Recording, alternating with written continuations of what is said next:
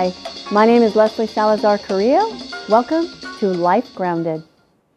Today we're going to discuss what I call the apologetics of pro-life. How to have a discussion regarding abortion, women's rights, a baby's rights, without rhetoric or arguing. How to defend these issues based on fact and not emotion. I have found that arguing never works, but having a meaningful, respectful conversation can change a heart. So how do we do this? Well, first we need to ask ourselves, do we want to prove we're right or use reasonable, factual information to plant seeds of doubt with truth? So a good way to start this conversation is by asking questions. Why? Because it gives you an insight into their mindset. It also allows them the opportunity to state their feelings. Everybody wants to be heard. So a first question is, tell me why you believe abortion is okay. Then remain silent. Let them tell you what their thoughts are. Many times nobody has ever asked them and been really interested in why they feel the way they feel. It will also show you, and probably them, that they don't really know why they believe abortion is okay and have only thought about it on a surface level. You also need to be willing to say, I completely respect your opinion on that. Everybody has a right to their opinion. Trust me when I tell you, this goes a long way in establishing this dialogue. Remember, do you want to prove you are right or plant seeds of doubt? A few years ago, I was on a college campus at an information table for our clinic. I looked up and saw a woman walking toward us, and I could tell she was not happy to see us. She wanted to know who gave us the authority to be there and how dare we be passing out information about the clinic. I began to speak with her, ask her why she thought the way she did. All the while telling her I totally respected her opinion. Well, as it turned out, many years before, she'd had a bad experience at a pregnancy resource center. And whether that was true or not, it was true to her. I immediately told her I was sorry that had happened to her. And her countenance began to change. I told her that I couldn't speak for any other center. I could only speak about ours. And asked her if I could tell her about what we did and how we treat women. See, I asked her permission. I shared that when I was a single mom, I would have done anything to be helped by our services had I known that they existed. After a few minutes, she looked at the nurse and I and said, you seem like ethical people.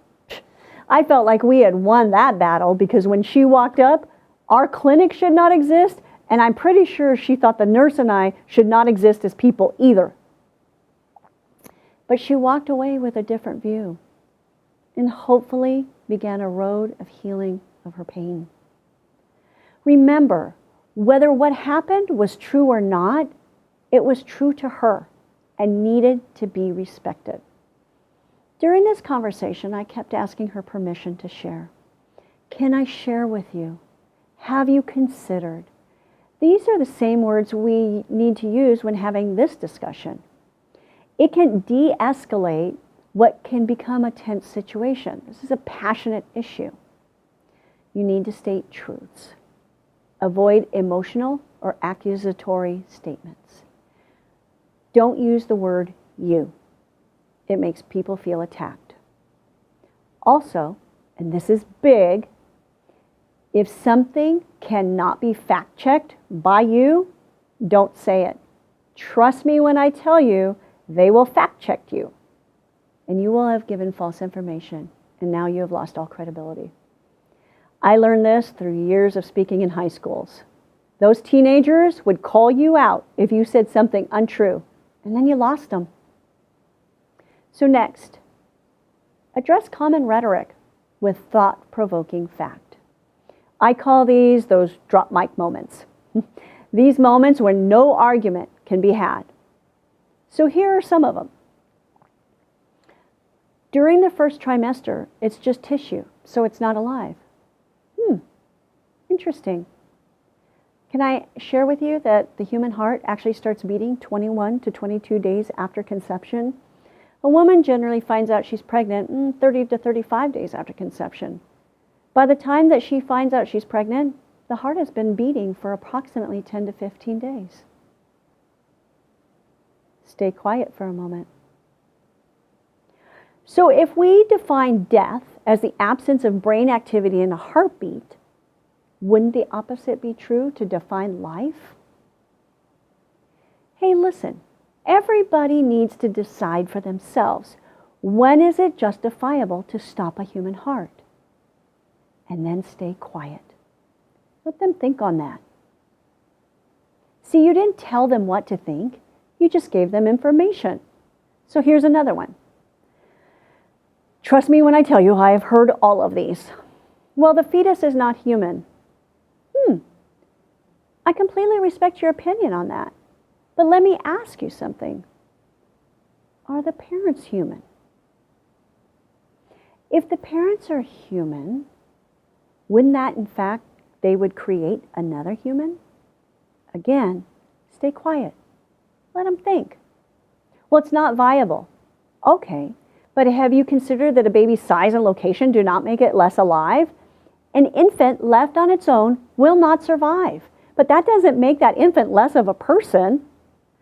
So let me ask you, who defines personhood? In the not too distant history, African Americans were not considered persons. The Jews in the 30s in Germany were not considered persons. Every time we separate personhood from humanity, the results are barbaric. Pregnancy, childbirth, and raising a child has a greater impact on a woman than a man. Agreed. But does that burden justify ending a life? Should we not work toward empowering fathers to take a more active role? Should we not work towards schools and workplace being more accommodating to working parents? Do we really want to live in a society that tells a woman that she needs to kill her child in order to succeed in life? Isn't that degrading to women? Should we not be educating men and women that there are places who are willing to come alongside and help? This shows people who differ from you how much you value women.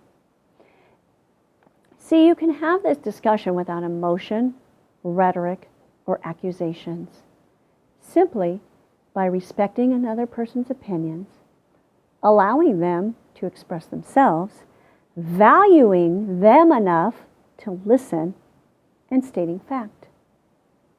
Again, do you want to prove that you are right, or do you want to plant seeds of doubt? Defending life is always going to be right. We don't need to prove that fact. However, we can gain a lot of ground in this battle if we rise above the rhetoric and the yelling. Again, my name is Leslie Salazar Carrillo, and this is Life Grounded.